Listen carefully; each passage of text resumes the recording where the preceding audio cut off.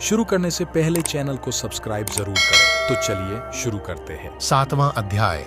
जिस मनुष्य ने विद्या को ग्रहण नहीं किया, उसका जीवन कुत्ते की उस पूंछ के समान है, जिससे न तो वह अपने गुप्त भागों को ढंक सकता है, न ही काटने वाले मच्छर आदि कीटों को उड़ा सकता है। एक बुद्धिमान व्यक्ति को चाहिए कि वह अपने धन के नष्ट होने को, मानसिक दुख को, घर के दोषों को, किसी व्यक्ति द्वारा ठगे जाने और अपना अपमान होने की बात किसी पर भी प्रकट न करे, किसी को भी न बताए। प्रत्येक व्यक्ति को कभी न कभी धन की हानि उठानी पड़ती है। उसके मन में किसी प्रकार का दुख या संताप भी हो सकता है। प्रत्येक घर में कोई न कोई बुराई भी होती है। कई बार उसे धोखा देकर ठगा जाता है और किसी के द्वारा उसे अपमानित भी होना पड़ सकता है। परंतु समझदार व्यक्ति को चाहिए इन सब बातों को वह अपने मन में ही छिपा कर रखे, इन्हें किसी दूसरे व्यक्ति पर प्रकट न करे। जानकर लोग हंसी ही उड़ाते हैं। ऐसी स्थिति में वह स्वयं उनका मुकाबला करे और सही अवसर की तलाश करता रहे। जो व्यक्ति धन धान्य के लेन देन में, विद्या अथवा किसी कला को सीखने में, भोजन के समय अथवा व्यवहार में लज्जाहीन होता है, अर्थात संकोच नहीं करता, वह सुखी रहता है। व्यक्ति को लेन देन में किसी प्रकार का संकोच नहीं करना चाहिए। अपनी बात स्पष्ट और साफ शब्दों में कहनी चाहिए। विद्या अथवा किसी गुण को सीखते समय संकोच करने से भी हानि होती है। इसी प्रकार भोजन करते समय जो व्यक्ति संकोच करता है वह भूखा रह जाता है। इसीलिए भोजन के समय लोकाचार और व्यवहार के समय व्यक्ति को संकोच न करके अपने विचार स्पष्ट रूप से व्यक्त करने चाहिए। लोग श्लोक के आखिरी वाक्य को उद्धृत कर कहते हैं कि निर्लज्ज सुखी होता है। संदर्भ के अनुसार इसका अर्थ करना चाहिए ताकि अर्थ का अनर्थ न हो। जो व्यक्ति संतोष रूपी अमृत से तृप्त है, मन से शांत है, उसे जो सुख प्राप्त होता है वह धन के लिए इधर उधर दौड़ धूप करने वाले को कभी प्राप्त नहीं होता। संतोष की बद्दी महिमा है। जो व्यक्ति संतोष से अपना जीवन बिताते हैं और शांत रहते हैं, उन्हें जितना सुख प्राप्त होता है वह धन के लालच के लिए हर समय दौड़ धूप करने वाले व्यक्ति को प्राप्त नहीं हो सकता। संकेत है कि लोभी से संतोषी श्रेष्ठ है और संतोष जीवनदाता है। अपनी पत्नी, भोजन और धन, इन तीनों के प्रति मनुष्य को संतोष रखना चाहिए, परंतु विद्याध्ययन, तप और दान के प्रति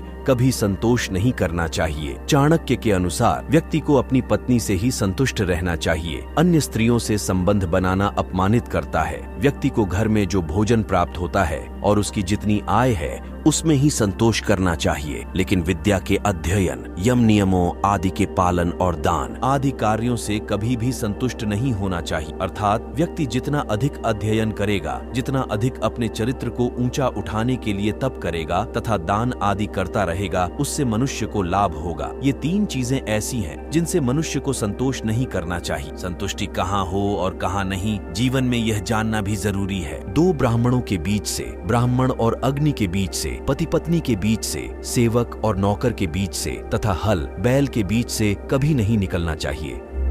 जहां दो ब्राह्मण खड़े हों या बात कर रहे हों, उनके बीच से नहीं निकलना चाहिए, इससे उनका अपमान होता है। इसी प्रकार ब्राह्मण और अग्नि के बीच से निकलकर नहीं जाना चाहिए। हो सकता है कि ब्राह्मण हवन यज्ञ आदि कर रहा हो। इसी प्रकार पति पत्नी जहां कहीं खड़े अथवा बैठे हों, उनके बीच से निकलना भी अनुचित माना गया है। मालिक और नौकर, हल और बैल, इन दोनों के बीच से भी नहीं निकलना चाहिए। हो सकता है कि मालिक और नौकर किसी विशेष बात पर चर्चा कर रहे हों। हल और बैल के बीच में से निकलने का भाव बिल्कुल स्पष्ट है कि ऐसे में चोट लग सकती है। अग्नि, गुरु, ब्राह्मण, गाय, कुंवारी कन्या, बूढ़ा आदमी और छोटे बच्चे, इन सबको पैर से कभी नहीं छूना चाहिए। कुछ कार्य ऐसे भी हैं जिन्हें करने से हानि होती है और कुछ कार्य आचार व्यवहार के विपरीत होते हैं। उन्हें करने से समाज में अपयश होता है। अग्नि को पवित्र माना गया है, इसलिए उसे पैर से स्पर्श नहीं करना चाहिए। गुरु, ब्राह्मण और गाय को भी पूज्य होने के कारण पैर से छूना उचित नहीं। कुंवारी लड़की, बूढ़े आदमी और बच्चे भी सम्मान के पात्र होते हैं, इसलिए इन्हें भी पैर से नहीं छूना चाहिए।